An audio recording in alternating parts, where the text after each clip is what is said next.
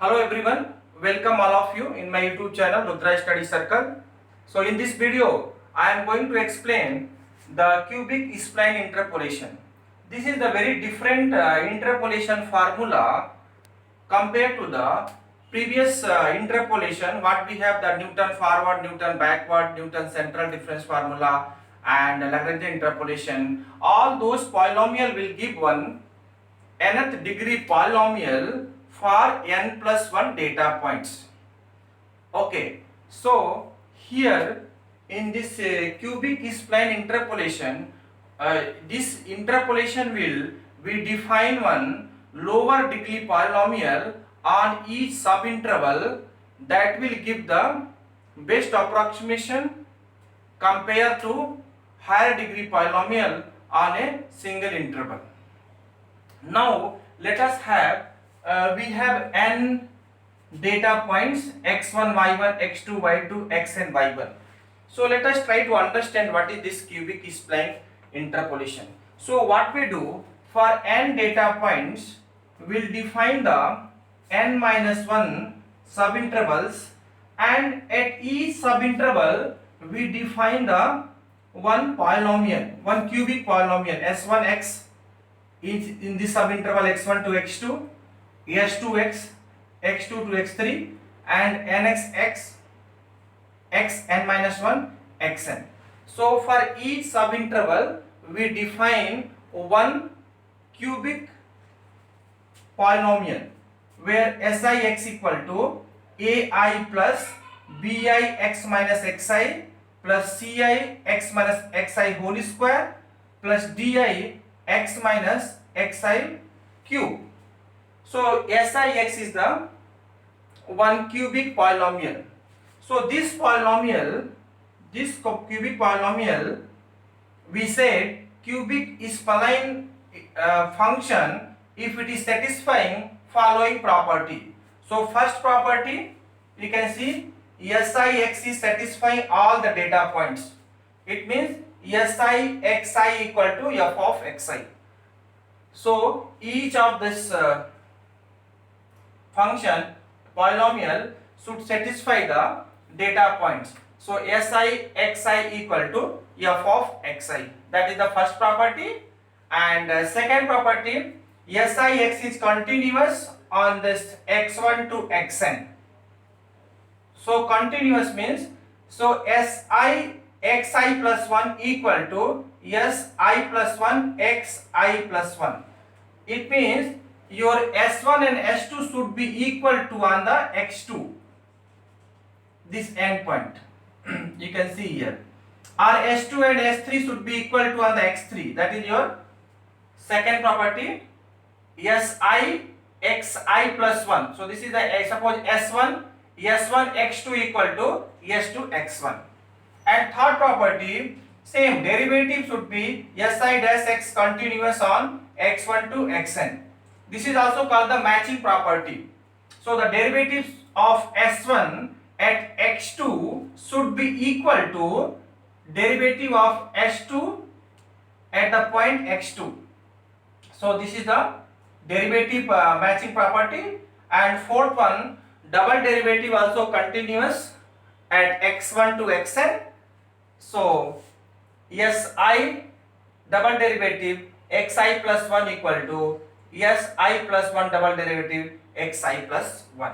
It means the double derivative at x2 should be equal to double derivative of s2 at x2. So these are the, it means your s dash, s double dash, all should be continuous on x1 to xn. And we have a matching property. And fourth one, we have the natural cubic spline. So for natural cubic spline, the double derivative at the first point and the last point should be 0. S double dash x1 at the first point and s double dash at the last point should be 0. So these are the properties for cubic spline function. These are the properties of cubic spline function. So now let us take one example and define the cubic spline function, and we'll have the cubic spline interpolation. Take one example. Find cubic spline interpolation of the given data points 1, 2, 2, 3 and 3, 5. So here 3 data points are given.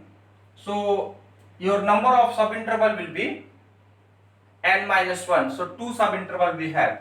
So your x is 1 to 2 and 2 to 3. So we'll define the cubic interpolation on the 2 subinterval. Let us define that S0x equal to A0 plus B0 x minus 1 plus C0 x minus 1 whole square plus D0 x minus whole cube. So this your S0 is defined on the interval 1 to 2. 1 to 2. First subinterval. So here we have two subinterval, 1 to 2 and 2 to 3. So subintervals I can write here. Subintervals will have 1 to 2 and 2 to 3. Let us define the second polynomial on the interval 2 to 3. 2 to 3. So this will be A1 plus B1 x minus 2 plus C1 x minus 2 whole square plus D1 x minus 2 whole cube. So this is your S0 and S1 are cubic polynomial. Now this both should satisfy all these property whatever we have mentioned. So here we have A0, B0, C0, D0, A1, B1, C1, D1. So total we have the 8 unknown coefficient here. So we'll try to find that all 8 unknowns using these properties. So now let us use one by one. So first property we have your all the polynomials should satisfy the data points. So let us start with this S0. So your first data points 1 to 2. So your polynomial should be 2 at x equal to 1. So for 1 we have this polynomial. So we define S0 1 equal to 2. I am satisfying the first data points S0 1 equal to 2. So which imply if you put x equal to 1 0, so we get A0 equal to 2. So first we got A0 equal to 2. Let us use the second. So second, your S0 at 2 should be 3. So S0 2 equal to 3. So for 2 we have S0 and we have S1 also. So we'll see one by one. So for 2 S0 2 equal to 3. So we have A0. So 2 minus 1 1, B0 plus C0 plus D0 equal to 3. And if you substitute the value of A0 2 here, so we get B0 plus C0 plus D0 equal to 1. So this is for S0. Now third one, what about the S1? So S1 also satisfy these 2, 3 data points because S1 is defined on 2 to 3. So now we can have S1 2 equal to 3. So S1 2 equal to 3. So S1 2 equal to A1. So A1 equal to 3. Fine. Now let us see the third data points 3, 5. So for x equal to 3 we have this S1. S1 is defined for x equal to 3. So fourth one we have S1 3 equal to 5. S1 3 equal to 5. So we can have A1 plus B1 3 minus 2 1, B1 plus C1 3 minus 2 1 plus D1 equal to 5. If you substitute the value of A1 3 here, so we get B1 plus C1 plus D1 equal to 2. So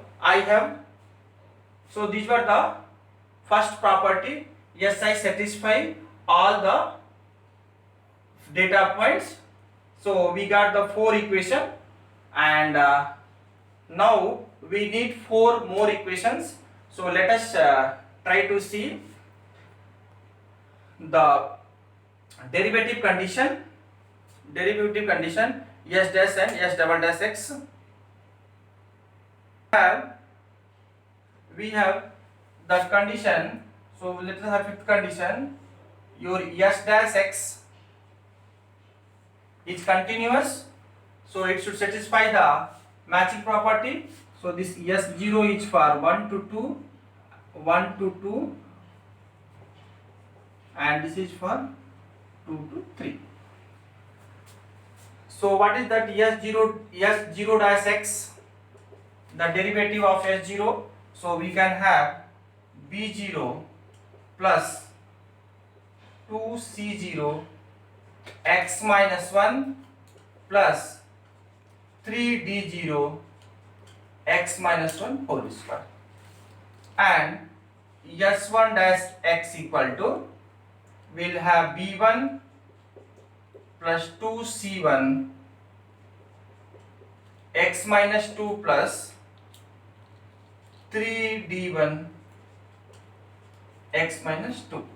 So the matching condition, so at the 2, both derivatives should be S0 dash 2 equal to S1 dash 2. So you can see at 2, this both derivatives should be equal. So we can have the condition. So this we get B0 plus 2C0 plus 3D0 equal to B1. So this is the condition for first derivative, and the sixth one, double derivative. So S0 double dash x equal to, we have 2C0 plus 6D0 x minus 1, and S1 double dash x equal to, we have 2C1 plus, here we have x square, so 6D1 x minus 2. So the matching condition for the derivative, double derivative, so this will be S0 double dash 2 equal to S1 double dash 2. So this will be 2C0 plus 6D0 equal to 2C1. So these are the conditions for the first derivative and second derivative, and the last we have the condition for natural cubic spline. For that we have double derivative at the first point and at the last point equal to 0. So already we have double derivative. So first condition, S double dash 0 at 1 equal to 0, which imply 2C1 equal to 0, which implies C0 equal to 0. So this is a condition. And second condition, your S1 double dash at the last point, so your last point is 3, so 3 equal to 0, which imply 2C1 plus 6D1 equal to 0. So we have first equation, second equation, third equation, fourth equation, fifth equation, sixth equation, and seventh equation, and eighth equation. So we get the 8 equations, and we have 8 unknowns. So we can get this value of A0, B0, C0, D0, A1, B1, C1, D1. Let us try to summarize all the equations and the value of unknowns. So using the properties of cubic spline, we have got this all 8 equations, 1, 2, 3, 4, 5, 6, 7, 8. So all 8 unknowns. So these are the, if you solve this one, so we can use any method to solve this system of equation.